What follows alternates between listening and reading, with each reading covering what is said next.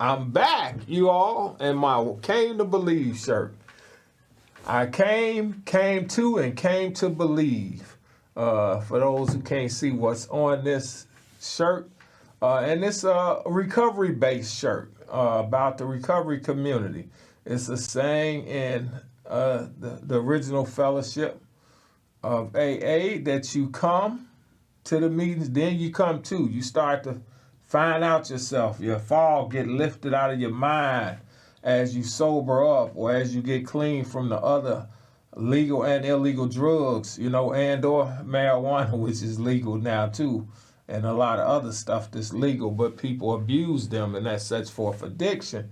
And then you come to believe. You come to believe in a power. You come to believe in a source of energy. You come to believe in universal goodwill, or you get what my friend Bobby Joe Alexander, I try to keep his memory alive, one of the greatest spiritual human beings I know, had worked in dozens of treatment centers, and most of the time he lost his job trying to get people to total abstinence because half the places that hired him were methadone clinics. And they, the methadone business is a business, and Bobby Joe believed in total abstinence. But and this was told to me by other colleagues in the industry.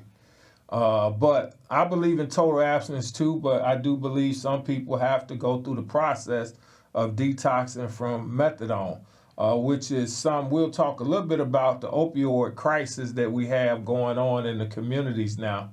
And the people need an opportunity to come to the fellowships of change, whether it be AANACA, whether it be OAEA, then they realize they need the other A's, but to these anonymous fellowships in order to change their life. And then there are also those that go to other traditional spiritual routes and or religious routes. People need the routes that they need, just like we like different kind of cars, whether we like Cadillacs, whether we like Fords, whether we like Chevys, whether we like Mercedes, whether we want a Porsche. People find different vehicles for changing their life, but long as they're changing it for the positive, I'm all for it, and I'm all for different spiritual means. But back to Bobby Joe Alexander, for those who can't choose the traditional spiritual looks of a deity, he believed in what we call GOD, good orderly direction. You can find it in 12-step programs. You can find it in different religious doctrines. You can find it in different spiritual doctrines. You can find it in ethical readings. You can find it in inspirational readings. They all have a common thread of some sort of good orderly direction. And for my agnostic folks who struggle with belief, for my atheist brothers and sisters, of which I have a few, the fact is they believe in universal good. They're as ethical as anybody I know. They are culturally sensitive to the various cultures in society. But the reality is that they don't believe in the traditional churches or traditional divinities or outlooks. And that's their choice. And I respect that, like I respect people's choices in all other areas of their life. But I have to admit, a couple atheists I know are some of the most solid, sound, caring people I know. They call me and check on me as much as any of my church people or any of my recovery family, any of my biological family. So I have to admit, you have to give people credit for living a good life and being caring people no matter what their beliefs. But I think that's important too as we bring in people that struggle in life, whether it's the guys that struggle trying to transition from selling drugs and spending half their natural life in and out of the penitentiary to having to be able to stay out the penitentiary and spend the rest of their life living a higher quality of life and adding to a community that they helped take from, adding to a family that they weren't there for. because you can't be there for your family, even if you're dropping off a little money. But if you ain't there because you in and out the penitentiary, that is no way for a family of kids to have to grow up, or for a woman you've left with kids to have to struggle through. Or in some cases now, it's the men that are raising the kids and the women are struggling with their lifestyle choices that may cause them to be in and out of the penitentiary.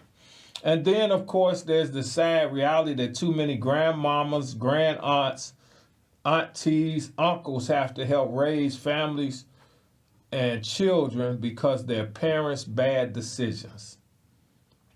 And the sad part is, and I hope people stop doing this, is whichever family side takes the kids, they tend to throw lugs or what we call say negative things about the other side or the other parent.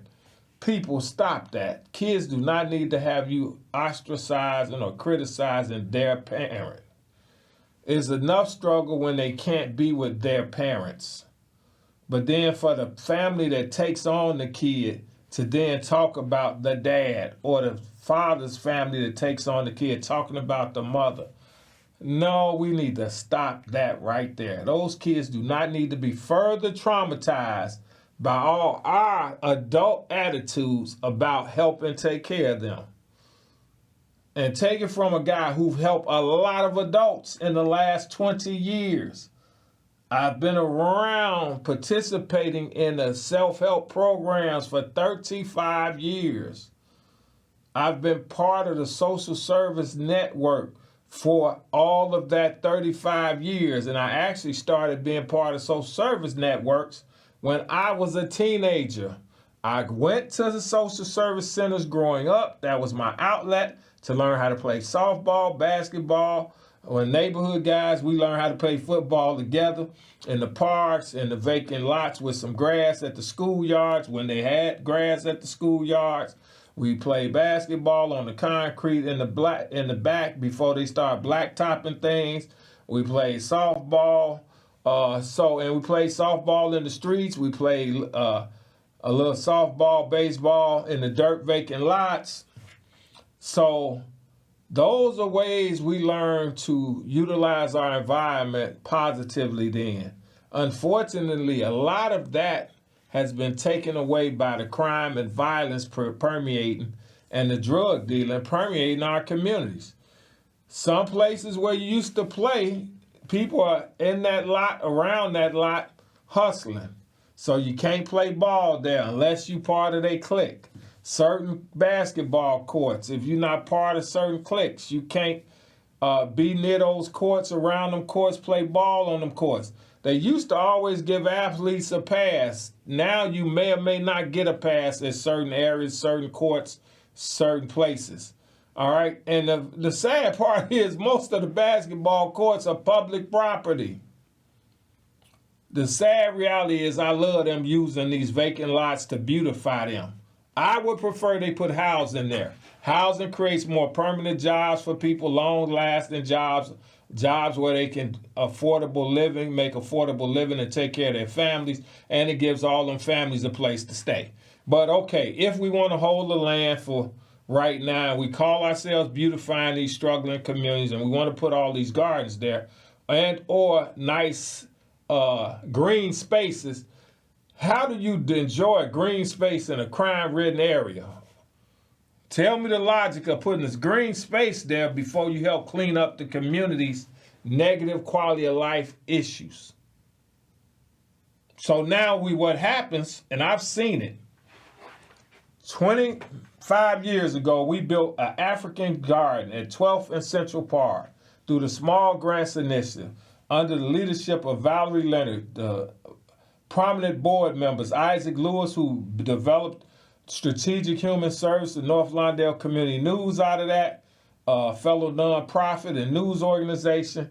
Valerie has become one of the leading authorities in helping develop nonprofits throughout the city. She's taught since working with us at that organization. She has since gone on to teach nonprofit development and management at DePaul, at the University of Illinois, Chicago campus, and I think Loyola. And I think recently she's been the featured speaker at North Park University and various others, just to name a few. And Valerie grew up in North Lawndale. I happened to ask her after Isaac Lewis asked me to join the board of Small Grants Initiative. I happened to ask Valerie's brother if he wanted to consider working with the organization, because I had grown up in church with him and knew that he had a solid educational background. He was a pretty good guy. And he mentioned that when it came to nonprofit things, he believed Valerie was the one had the skill set for it. And so I immediately changed gears and say, well, Valerie, your brother say you are more qualified to help us with this. Would you consider it? She considered it. She got hired. And the worst thing happened was she was so good, they wanted her up at the major foundation, Staines family. We haven't forgot you. And it started a whole tug of war over her talent. They would have preferred moving her up the ranks of the foundation. She preferred, and we preferred keeping her at the community level, helping us develop, grow, and be empowered. And, in the end, things, we had a sloppy divorce. But out of that, everyone went on to continue to build different organizations. I went on to develop a Hand Up. Valerie went on to develop nonprofit Utopia. Isaac went on to continue to develop the strategic newspaper. Mrs. Penn went on to continue to help in her church and help encourage all of us to continue to do good things in North Lawndale and throughout the west side and the Chicagoland area and anywhere else we could do good in the community. Mrs. Swan continued to encourage and support us in our efforts. Eventually, we changed the name from Small Grants to Small Grants Human Development Corporation, which then turned into what Blanche Suggs is in charge of now, the North Lawndale Historical Society. And excuse me if I didn't get the whole names right for all those things we did the last 25 years in North Lawndale. Spinning off that group, we want to thank the Staines Family Foundation for giving us all a start in the world of nonprofits. At least me, Isaac, and a few others, and the other elders, Mrs. Penn, Mrs. Swan, Joanne Bradley, who ended up leaving town to go develop things in, I think, her hometown. But she was a very pivotal part, and I want to give a shout out to her for helping keeping them from tearing down the old Bryan School, which now is the site of the Christian, let me slow down, is now the site of Lawndale Christian's Legal Clinic. But initially, Joanne Bradley helped save that school for demolition over 30 years ago, her and other community members. And Annetta Wilson's and others who have helped with different projects to try to keep that corner on Keeler and 15th alive and thriving with social services and other programs that try to develop that Bryan School. And now on the 4th or 5th life, Lawndale Christian had enough money to turn it into the Lawndale Legal Clinic and Youth Support Service project. So it's had about 5 iterations I know of and a few others where it was near vacant, but folks were in there doing 1 or 2 little projects in a small portion of the school. But they kept the school from being demolished and or going to other developers to turn into some kind of big financial project for them. And it's being used to help the young people in the community. So I thank all the people that were part of that process. Some people, all they know is what it has become in the end. But that school would not have been physically available to become the legal clinic if it hadn't been for all of those community members over the last 40 years that kept that school building on 15th and Keeler from being demolished, the old Bryan School.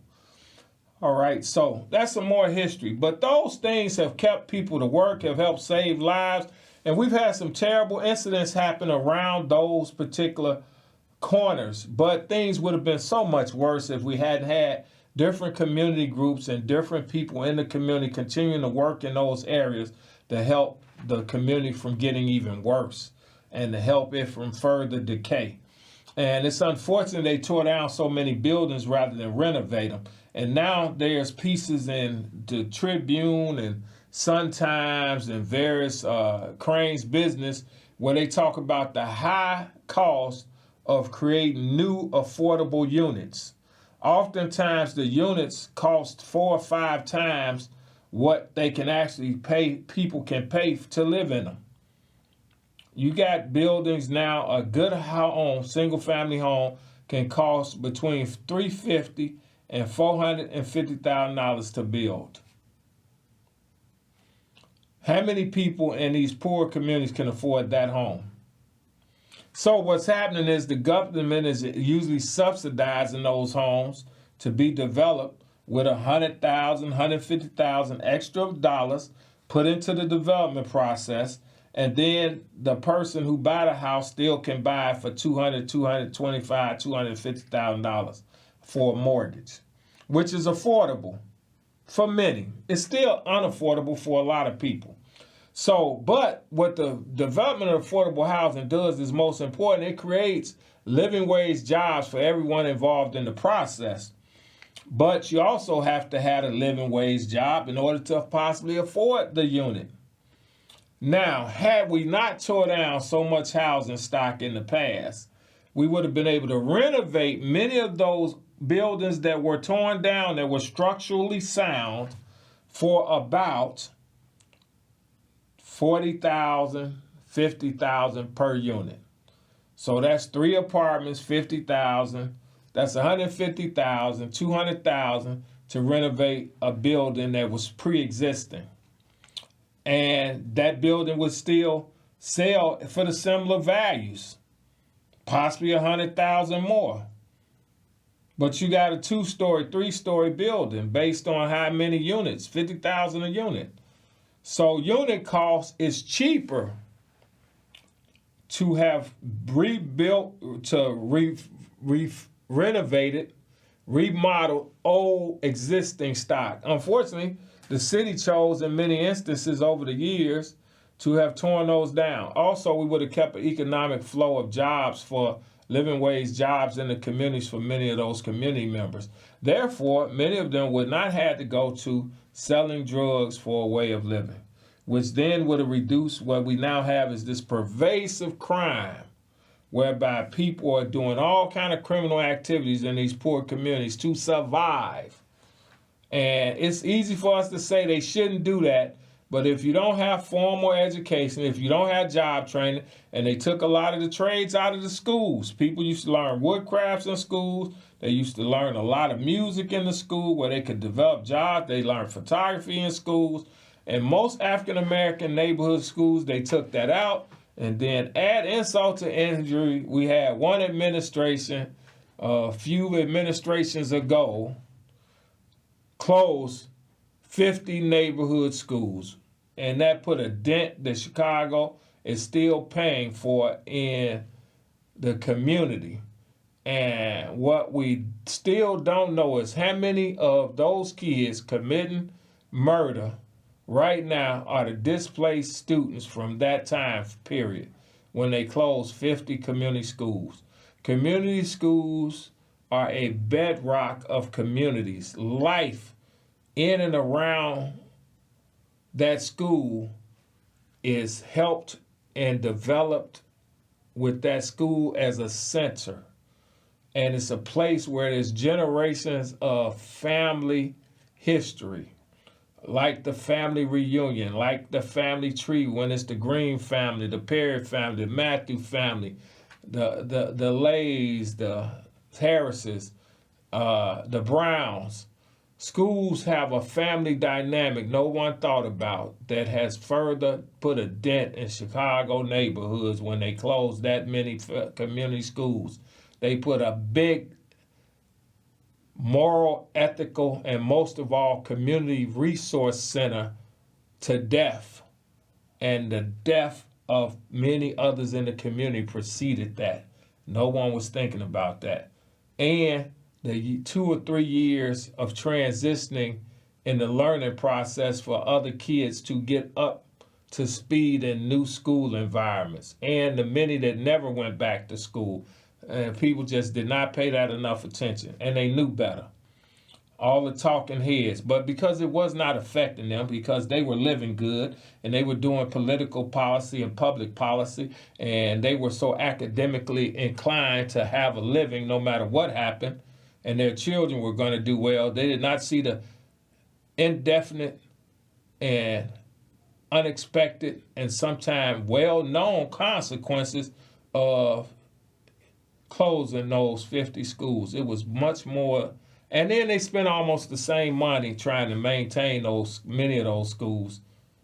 And so the economic savings never materialized, like so many lies that different people in charge of government processes tell us. Trump has not been the only one to lie to us on the regular. We've had many officials lie to us on the regular, especially the richer ones who live off the system, and their friends live off the system, whether it works for the rest of us struggling to come up from the bottom or not. But now we're here. Now we're more informed. So I want to say that we are really trying to help on all areas, and sometimes I know that's hard as a nonprofit, but we have the resources. Transforming Recovery Services is one of the best newer groups in the Chicagoland area, and they're helping with HIV. They're helping with testing for various drugs and pharmaceuticals being added to drugs, so people may not OD because they'll know what they're taking. They have drug testing kits that's available. They have Narcan available, so you might save a life if someone's ODing. They have so many resources. They do HIV testing so that you can stay alive and not die from the disease, but they also give out products, condoms and other things so that you may not die from unprotected sex either. So TRS is one great organization, and one of the lead managers in there is Beverly Dunley, who has been working in HIV services for over 25 years. And various community organizations, and she has saved thousands of lives. And I've been able to probably help a few hundred people. And we've also promoted the saving of thousands and hundreds of thousands of lives across the country, and helping churches acclimate to dealing with those situations to the extent they have been willing. She has led the charge to help churches get rid of the stigma, especially African American churches, surrounding HIV/AIDS for over 25 years. I know personally, because I was fortunate enough to help with it, create an event that she helped me with years ago. So shout outs to her and the Transforming Recovery Service Group and TRS, who's doing great work throughout the West Side, the city of Chicago, to help save lives. And they're creating jobs for a young lady, looked like she was 18 years old, 17 years old, who's probably in her mid-20s, was working with them today. They putting young people to work. They putting middle-aged people to work. They putting older people to work. And they all trying to help save lives and improve the quality of living on the west side of Chicago and throughout the city of Chicago.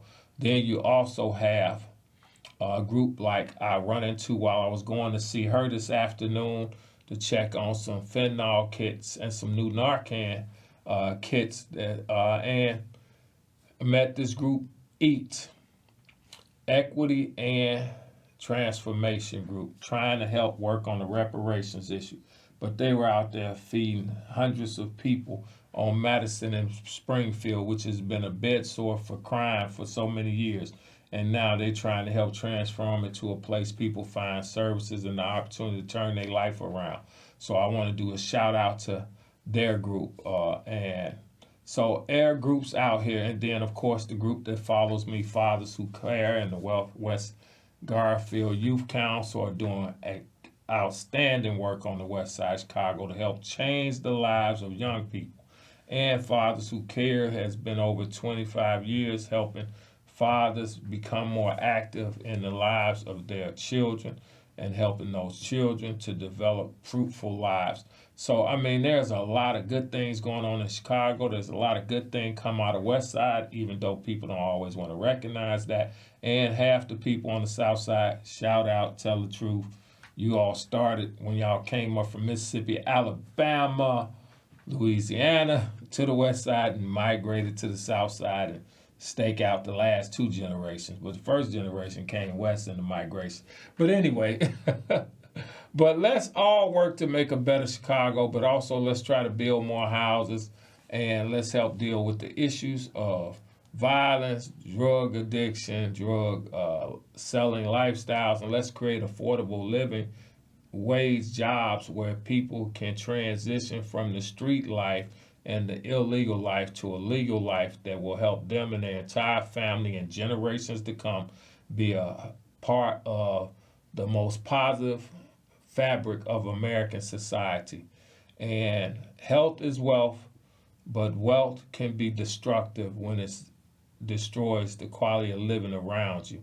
So let's realize there's some legitimate ways to teach people to be commodities broker at the stock market or the commodities units on the internet or at the board of trade. They do not have to be commodities brokers selling all kind of illegal drugs to each other in the community and destroying everyone's quality of life. And many going in and out to penitentiary not being able to help their families. And money is only a small token of what people need, especially children, to grow up healthy, vibrant, and to become positive influences and reach their greatest potential. So, without further ado, we wrap up and thank you all for a wonderful evening. Blessings to all and peace out.